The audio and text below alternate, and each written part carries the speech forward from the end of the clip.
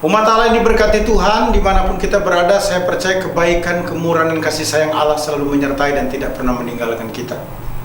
Kembali bersama dengan saya, Pendeta Dr. Hannes DTH dalam program Reministry. Kita akan merenungkan firman Allah yang sejuk, yang membuat kita semakin bertumbuh, berakar, dan berbuah dalam Kristus Yesus Tuhan kita. Miracle in Crisis, dari 2 Raja-Raja 4 ayat 6 sampai dengan yang ke-7, merupakan seri khotbah yang ketiga.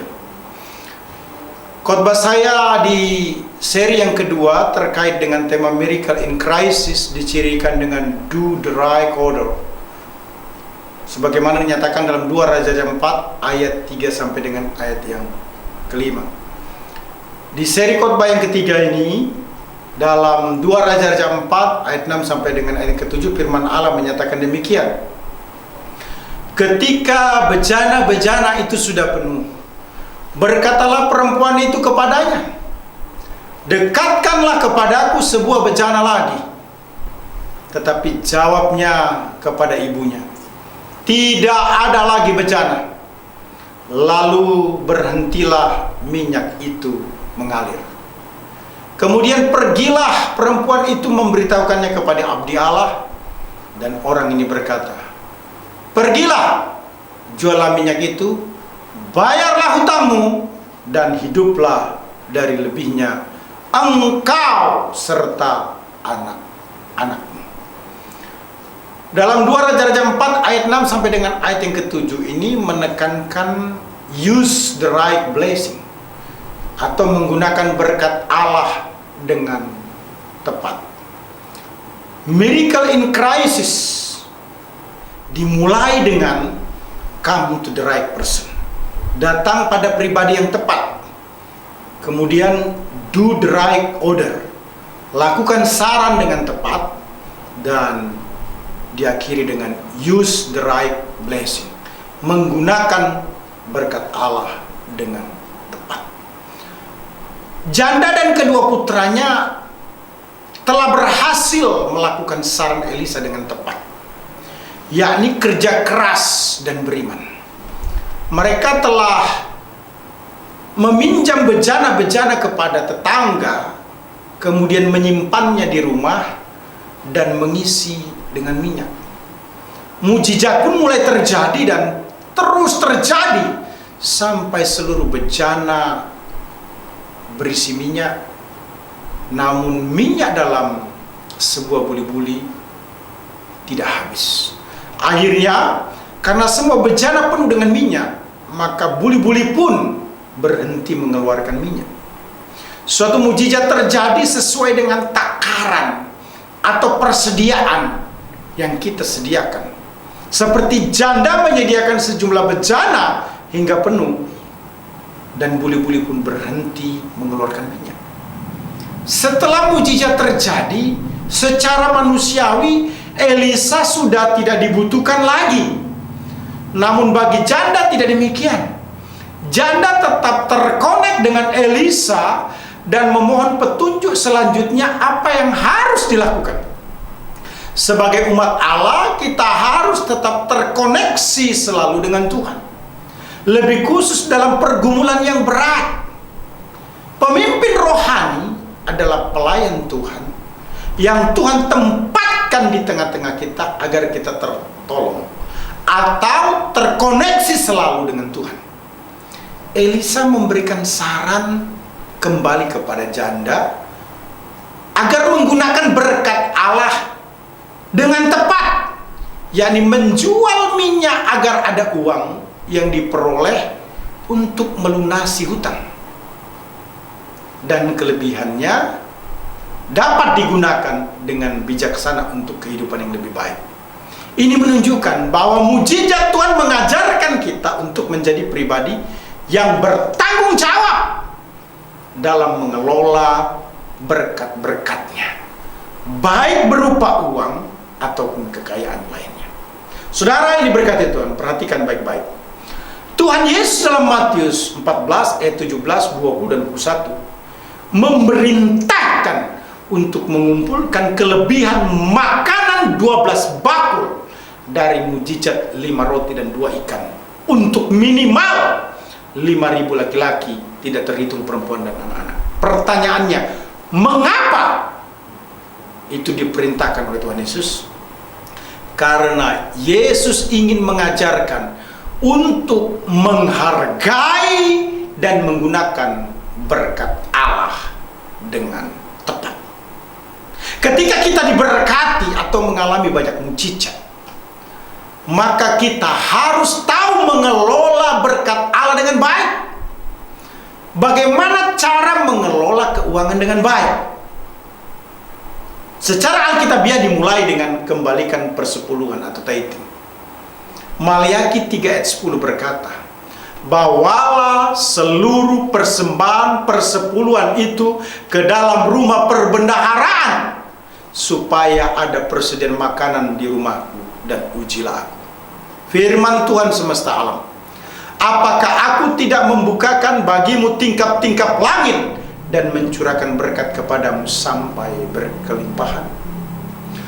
Mengembalikan persepuluhan menunjukkan kita mengandalkan Tuhan dan taat pada sumber atau pemberi berkat. Dengan demikian kita semakin diberkati Tuhan. Setelah kita mengembalikan tithing ataupun persepuluhan, maka step yang kedua, kita menabur secara finansial di ladang Tuhan. 2 Korintus 9 ayat 6 sampai dengan ayat yang ke-8 menarik untuk kita perhatikan. Camkanlah ini. Orang yang menabur sedikit akan menuai sedikit juga, dan orang yang menabur banyak akan menuai banyak juga. Hendaklah masing-masing memberikan menurut kerelaan hatinya, jangan dengan sedih hati atau karena terpaksa, sebab Allah mengasihi orang yang memberi dengan sukacita.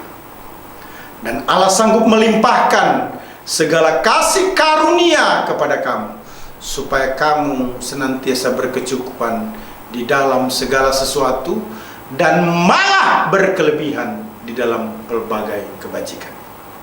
Menabur atau memberi yang terbaik untuk pekerjaan Tuhan, bila dilakukan dengan sukacita, maka kita akan diberkati berkelimpahan, diberkati hingga luber.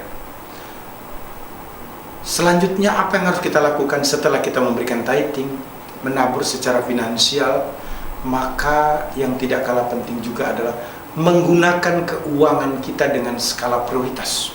Ini jelas. Yesus memerintahkan di dalam Matius 6 ayat 25 bagian B dengan kalimat pertanyaan. Bukankah hidup lebih penting daripada makanan, dan tubuh itu lebih penting daripada pakaian? Teks ini ingin menjelaskan bahwa hidup dengan skala prioritas diajarkan oleh Yesus, bahwa hidup lebih penting daripada makanan. Artinya hidup sehat jauh lebih utama daripada makanan-makanan yang mungkin saja mahal. Tubuh lebih penting daripada pakaian. Artinya tubuh sehat jauh lebih utama daripada pakaian-pakaian yang mahal. Kita diajarkan untuk memenuhi kebutuhan primer, kemudian sekunder, dan jika memungkinkan tersier atau kuarter. Tetapi hal yang paling utama adalah memenuhi kebutuhan primer.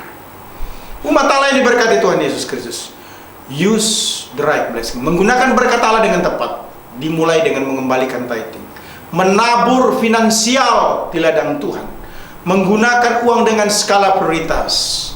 Maka yang harus juga diperhatikan selanjutnya adalah menabung. Pengkhotbah 3 ayat 6 berkata, ada waktu untuk mencari, ada waktu untuk membiarkan rugi, ada waktu untuk menyimpan.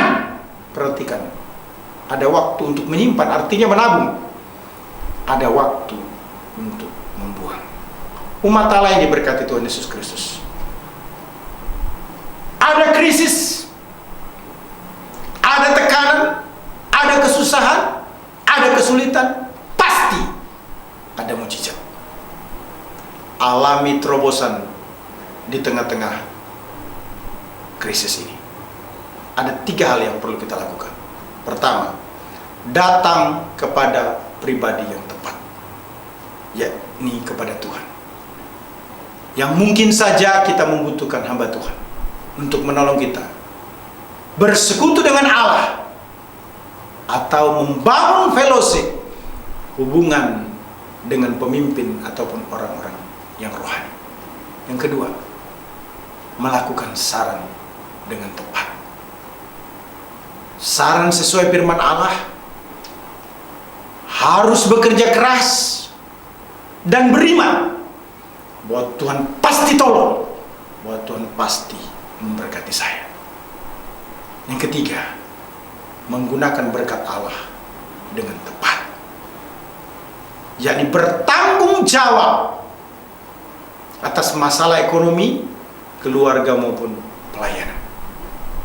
Hutang harus dibayar, nggak boleh enggak. Bagaimana ketika Tuhan memberkati kita? Apa yang harus kita lakukan supaya berkat Allah tetap terpelihara dan ada pada diri kita? Kembalikan perpuluhan, menaburlah di ladang Tuhan secara finansial, gunakan skala prioritas untuk keuangan Anda, dan jangan lupa menabung. Saya percaya bahwa kita akan keluar dari krisis. Saya ulangi, ada 3 step. Come to the right person, datang pada pribadi yang tepat. Do the right order, lakukan saran dengan tepat. Use the right blessing, gunakan berkat Allah dengan tepat. Haleluya, Immanuel, amin. Kau tetap selamanya